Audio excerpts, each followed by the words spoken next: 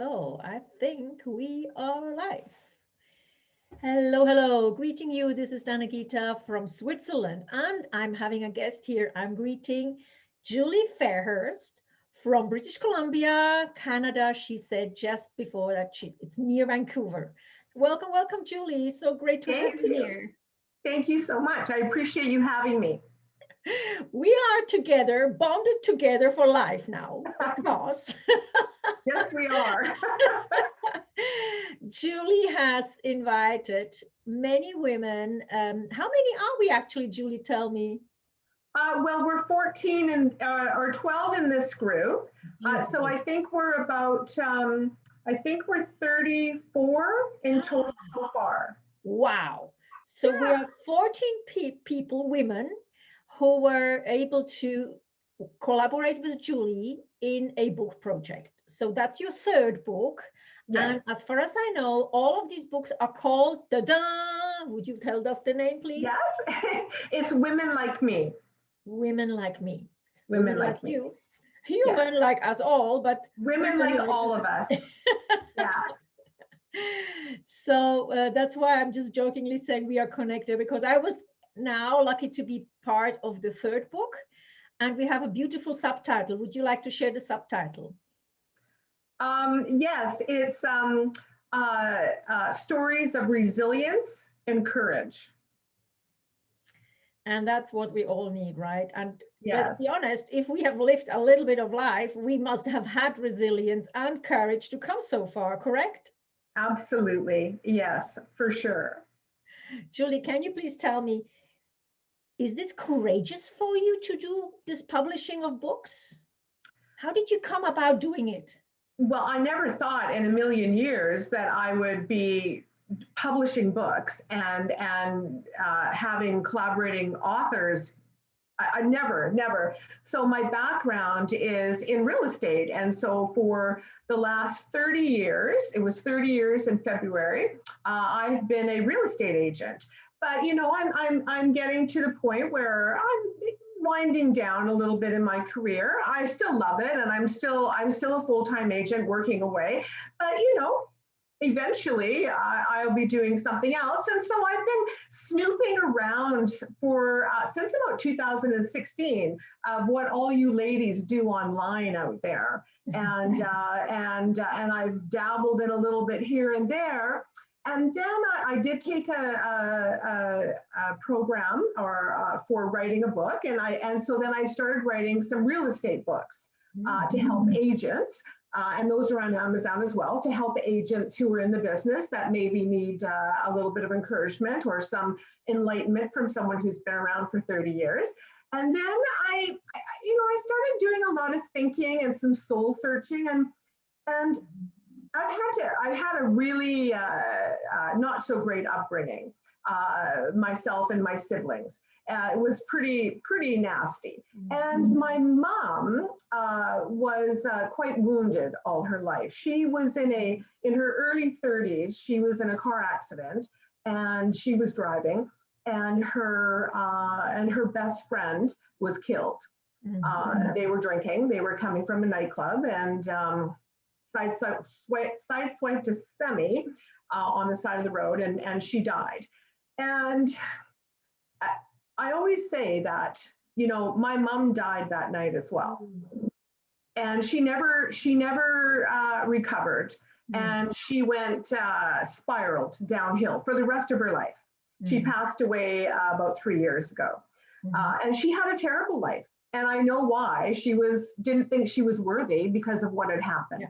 And I suppose back then, now maybe there'd be more counseling, people would be maybe more open to it.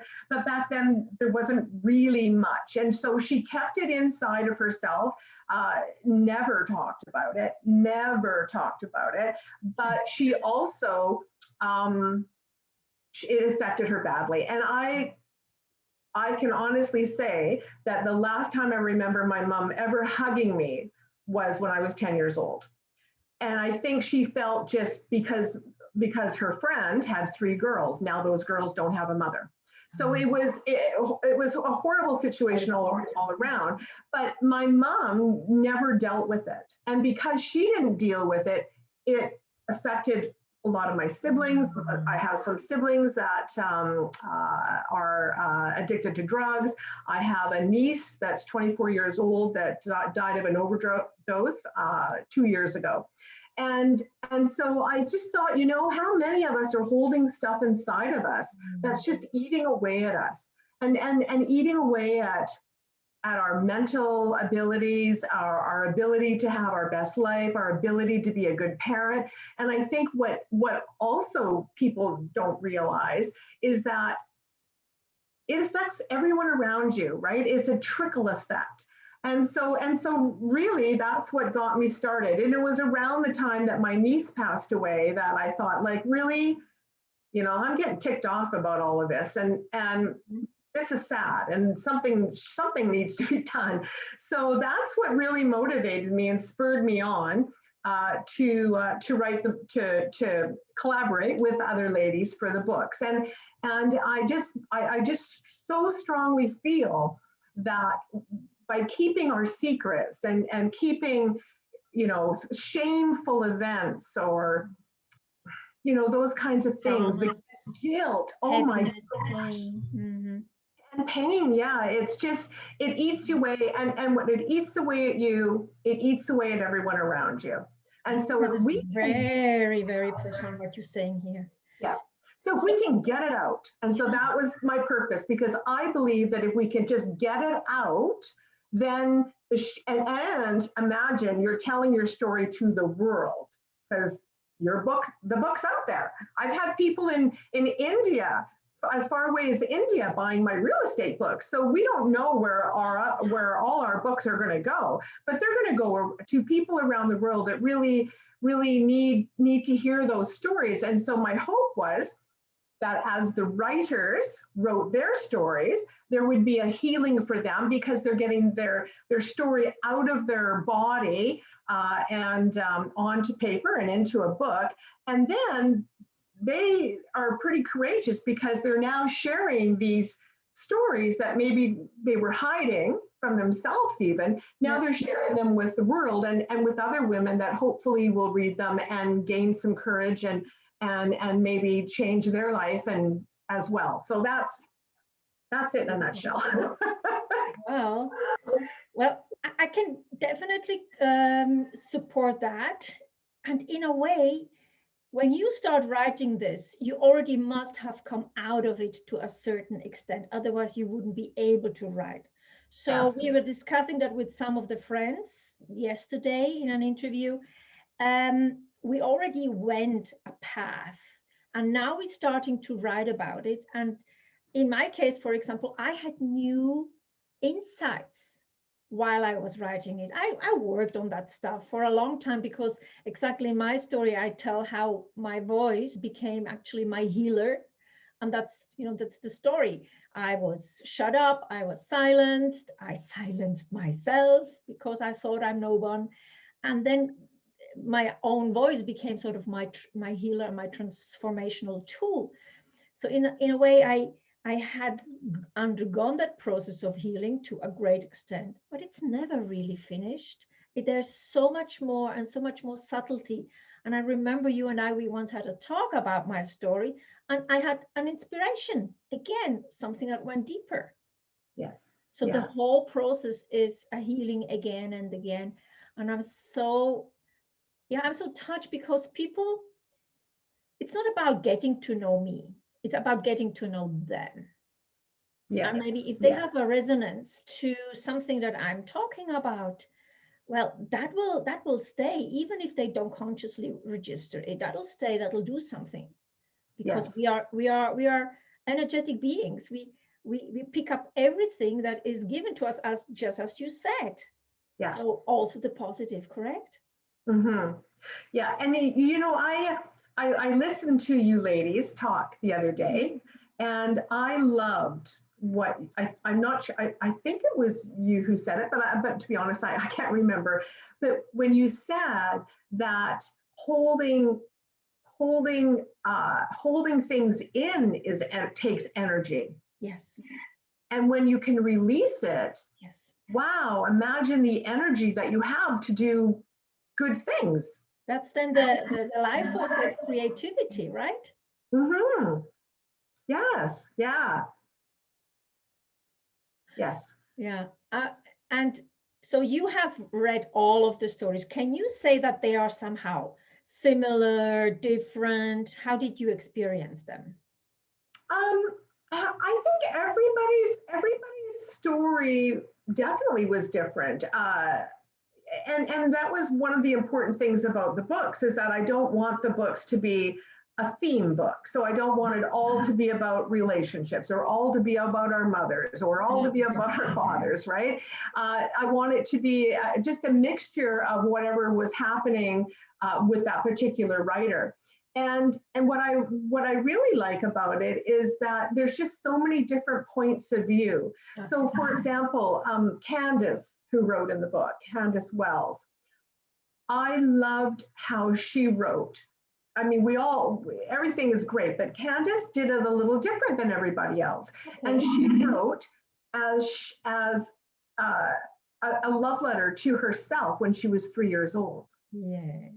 It's beautiful. Yeah. I just, every time I read it, I just get shivers. It's just beautiful. And so that perspective is so different.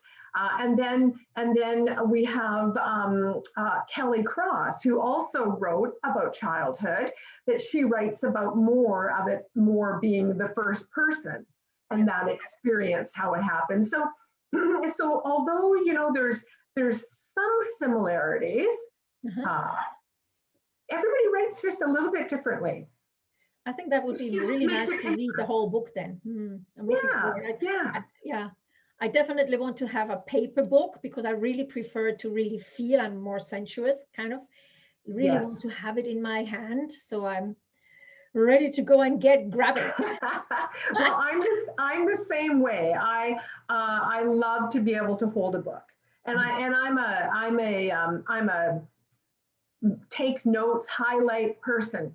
Yeah, so I can always go back and have a look. But I agree. I love to be able to hold the book. But sometimes, I'll wake up at 2 o'clock in the morning and I'm really happy that I have a Kindle. I can open it and quietly do a little bit of reading to help me fall back asleep. So, but Whatever helps. yeah, I would for love to sure. have one little tiny discussion about the publishing. That's Okay. another process, right? Because Oh, now yes. we are just launching it, and Yes. there is this funny game that I like to call it. It's a fun game. We are Yes. trying to get number one in different categories, and I think it's so funny. Yeah. Can you tell a little bit more about that, Julie? Sure, yeah. So, well, we have reached number one on Amazon, and we're number one in, I'm just double checking my wording, mental and spiritual healing. So that's fabulous. And so we're number two at this moment, but I'm hoping that it'll change by the time we're done, in personal transformation.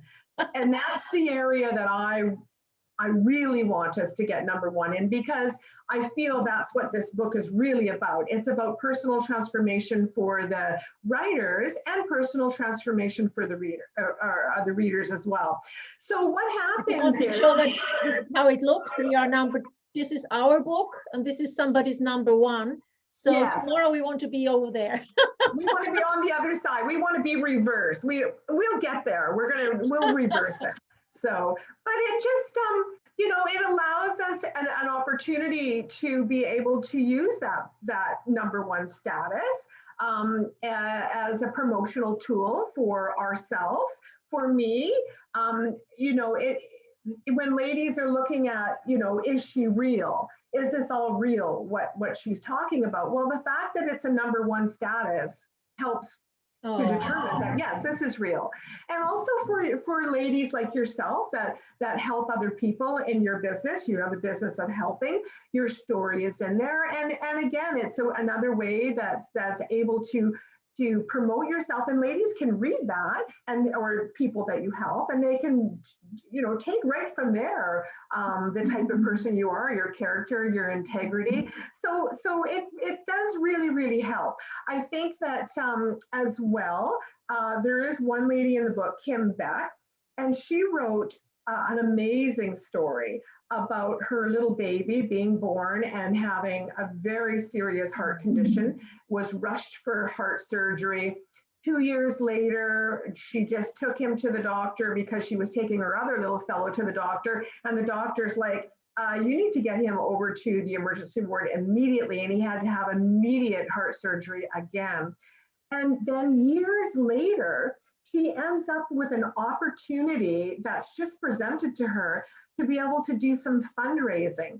So you got, you know, people have to read the story. I don't want to tell the whole story, but she ends up raising enough money for Vancouver Children's Hospital here in British Columbia, Canada, to be able to purchase these very expensive pieces of medical equipment that keep the children alive while that surgery is happening. And after she went through that whole process, she was actually invited into an operating room to witness what these machines were doing to save children's lives. So for her, you know, I could see, like, we don't know where life is going to take us, but I could see her having opportunities to maybe go speak to different organizations and groups about what that experience was like, and about how you fundraise and that whole thing. So for me, getting that, you know, pushing and pushing and pushing to get that status, it's fun. It's fun to be able to have bragging rights and say, yay, we're number one, you know, it's fun. But there's also some important stuff behind it as well that can really help, you know, as the books get attention, your story gets attention, and then it can really go in all sorts of different directions. So, but it is fun. So hopefully by the time we're done, we're number one in personal transformation. That'll make me a happy girl today. Okay. Well, thank you so much. I'm also happy to be able to share my story of, you know, how a voice actually, how important our voices are. And I'm talking about the difference also between singing and speaking, and how the singing is related to more the soul level, and the speaking is more related to the personality. And both of them are here as tools for us to share with the world. Yes. So I hope that will be, that spark will be. You know, I love your story. And the part I love the most is when you talk about your father, who was not really communicative, and unless you were singing. And then he was like in love. And I just love that. I love that difference, and it just goes to show that you know, there's softness in everyone. It's just, you know, where people gravitate to. But I love that part of your story. I love your story. I think you have a fabulous story, and I know that people are really going to enjoy it, and you know, have a life lesson when they read it. Yes, and we leave that up to everyone, and we just open up a present, and it's here to take. So that's right. Anyone who feels like, please check in the comments of this video. There'll be some links to Amazon and from different countries. You can purchase a Kindle for like 99 cents US dollar. And the other books are around $17, $18. $17.97 for the paperback, and then there's a large print edition as well for us who need that bigger print. Okay. Yeah. So thank you, Julie, for this, and good luck with your next book. Anything planned already? I have ladies lined up. I actually do have a few spots available, but I do have a group of ladies lined up so far. But I actually have a few spots, so you know, if somebody was interested, they can always reach out to me. Great. Okay, good to hear. So all the best, and thank you very much for this opportunity. Greeting you, and bye-bye, and have a beautiful afternoon over there in British Columbia. Thank you. Thank you. Bye-bye. Appreciate it very much.